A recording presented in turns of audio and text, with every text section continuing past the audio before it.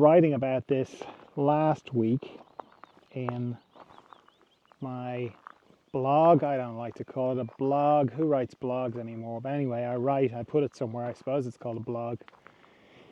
And I was talking about waiting for the question. And in it, I was talking about that thing of, are you listening? Are you really listening? Can we listen? Or are we just, the person said something and we're just being polite. We're just like, we're just waiting for them to get to the end of whatever it is they're saying so that we can contribute our wonderful insight or our wonderful point. So it's part of this thing. And in this piece of writing, I was talking about waiting for the question, which comes up a lot. And people are like, what does that mean? And it's like, well, it's being able to see the difference between a question and a report. Because you could be talking to somebody and they could be saying, oh, I'm in this situation. I gave a couple of examples. So I meet a friend. She's concerned her boyfriend is going to break up with her. Then in the course of the conversation, it turns out she's married and her husband doesn't know about it. Doesn't know about the boyfriend. And I sort of jump in with, well, you think you might have relationship issues, you have a boyfriend, your husband doesn't know about it, and all this kind of thing. And she, of course, reacts very defensively and kind of storms off, basically. So, that's a case of listening to a report, which sounds like a question. It sounds like the person is saying, can you help me? I don't know what to do. And in this example, she did actually say, I don't know what to do. But somebody saying, I don't know what to do, isn't somebody saying, what do you think I should do? But mostly it's a qualitative difference. It's a feeling inside, the difference between a report and a question. A report is somebody basically just telling you how it is for them, how it is in their little reality. And it might sound like they're saying, help me, can you offer me some solutions? But I have found, probably like you have found, that's not the case. And if you start offering solutions, if you start answering questions that haven't been asked, it doesn't go well because there isn't an opening. There's no opening in the person to actually hear what you have to say. So it just disturbs you because, we can all see each other's blind spots a lot easier than we could see our own. That's why it's so easy to look at other people and know what's going on with them, or why the mistakes they're making, or what obviously looks like not a great idea.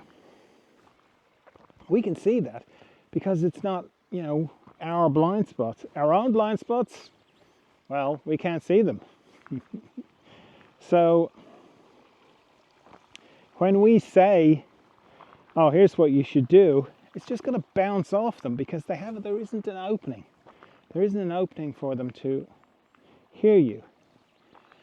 And if you are starting from this position of you're not really listening, you're just waiting for your chance to say something, well, it's probably not going to go well. It's probably going to end up in an argument.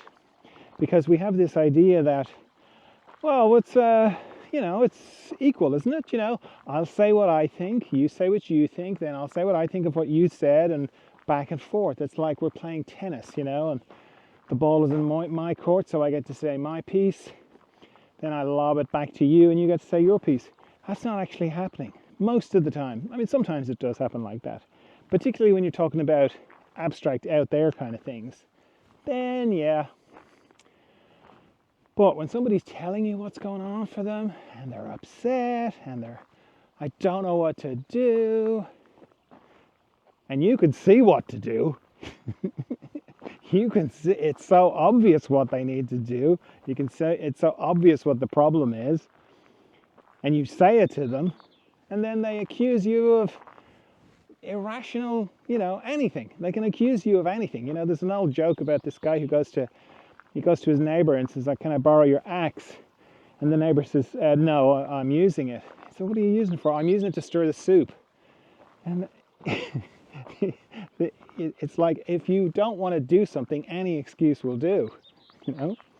So it's the same, like people will just say, if you offer solutions to a problem that they haven't asked you about directly, they'll just bounce off and you know, they'll either reject it or they'll attack you with all sorts of seemingly irrational kind of things, accuse you of things, which is very different from a question. So I've found that it starts off with recognizing this difference between a report and a question. And when you know that someone's just giving you a report, you can change gears internally and you can kind of know, okay, this is a report, so they don't want feedback. They don't want the ball hasn't been, you know, lobbed across the court at me and now I have to return it. You don't have to return it. You can just listen. That's really all they want. They just want some company. They want to be heard. They want like a witness to their reality. And sometimes what they want to hear is themselves telling it out, talking it out. So it's not like a case of you just like sit back and go, oh, this is a report, I don't even need to be here. Because you do need to be there. Very important for you to be there. But once you understand why you're there. So when, you know, if I kind of go, oh, this is a report, then I listen. I make sure they know I'm listening. So I'm nodding. I'm going, yes, right, okay, yeah. You know, so they know I'm very actively listening to what they're saying. And then if I need some clarification, I'll ask for that. You know, who's that guy again? Okay, how long was that for? That kind of thing. And I just let them talk and let them talk and let them talk, which requires a certain amount of selflessness, a certain amount of getting out of the way, in one way. But before you start thinking I'm like very holy or anything like that, I kind of also do it because I know what it's like to not do it. I know what it's like to start handing in solutions and start answering questions that haven't been asked. It's awful because you get attacked and your brilliant observations are completely discounted. And you know they're brilliant because you're not in their situation, so you can see what needs to be done pretty clearly. And then you're like, well, you know, I just gave you the solution and you're still complaining. So I don't like that. It's disturbing. It's disturbing for me and it's disturbing for the other person. So that's a big motivator for me, keeping quiet, listening, doing all the things I was saying. So I'm doing that. I'm listening. I'm letting them know I'm hearing them. I'm being quiet. And I'm letting them tell me their report. I'm witnessing the report. And nothing else might happen. They might get to the end of the report and that's it. And you go, that's fine. It's so funny, like I've had conversations, long conversations, hour and a half conversations with people where I might have said 10 words, 15 words in the whole time. And they get to the end of the report and they go, thank you so much. That was so helpful. Thank you for that. You really helped me with that. I really, you know, thank you for your, I've even had people say, thank you for your words of wisdom. And I know all my words of wisdom, the only words I said were, yes, right, okay, thank you, whatever. But it's because they got to hear themselves. They work things out as they're saying it. So that's if they get to through the whole report, nothing different. But the other thing that can happen is they can actually ask a question. And how you know the difference is, it's almost like everything goes very quiet, everything slows down, feels like slow motion except for the person, and there's a change in the atmosphere. I register it in my system. There's something happening here. And then it's like a little window opens into their reality. And they go, I'm in a mess. What do you think? What do you think I should do? Or something like that. Then I'll start saying things. Then I'll offer what my perspective, what it looks like to me, because I'm not in there. And the reason I'll do that is because there's an opening.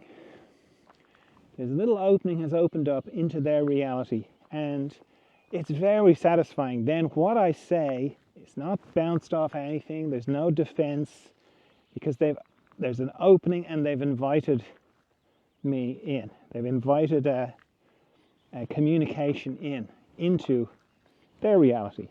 And because of that, there's no disturbance, there's no resistance. It just goes straight in. They receive it in the loving spirit that it's offered in. They don't go on the attack. And, most times they'll use it. They'll use what I say. But even if they don't, there's something very satisfying about it compared to answering a question that hasn't been asked. So being able to tell the difference between a real question and a report, so helpful. It just cuts down so much static in your life, because you don't have these fractious, difficult kind of conversations with people. And it's not easy. It can be quite difficult to sit on, to keep quiet when it's what's going on is blatantly obvious to you. But it's that thing of trusting people to work out their own unconscious, and trusting that you don't have the full picture, meaning you don't have the full picture of what they're working out in their life. All you can see is this bit that they're having trouble with. And to sort of jump in there and go, oh, now hang on, let me ride in on my white horse and fix all this. It doesn't work. It doesn't work at all. So being able to wait and wait and listen and wait and kind of trust they're going to figure it out. And you doing that actually sets the stage for a real question. It's almost like their system's testing you. This is what it feels like anyway. It's almost like the system is going, can you respect me? Can you respect me that I am going to figure this out for myself? And if you can not jump in with answering a question that hasn't been asked, and be quiet and be still and be there for them and listen, it's almost like the system goes, okay. And then the curtain opens and a real question comes. And it's like you've earned the privilege to actually answer that question. And then it's lovely. It's lovely for everybody. And no problems. So, good to watch whether you're actually listening or waiting for your chance. And then very helpful to begin to develop this ability to tell the difference between a report and a question. And it's so funny. If you've never heard this idea before, it's the first time, you are probably going to laugh out loud when you get it. When you're in the middle of listening to somebody and you're about to automatically just launch into your response, and then you suddenly go, this is what John was talking about. This is a report. This is actually a report. You will probably find yourself laughing because it's so obvious when you see the two apart. It's so obvious. That's not to say I don't still, stumble into it. It's very ingrained in us to answer questions that haven't been asked, but most of the time I don't, and it's so much more satisfying.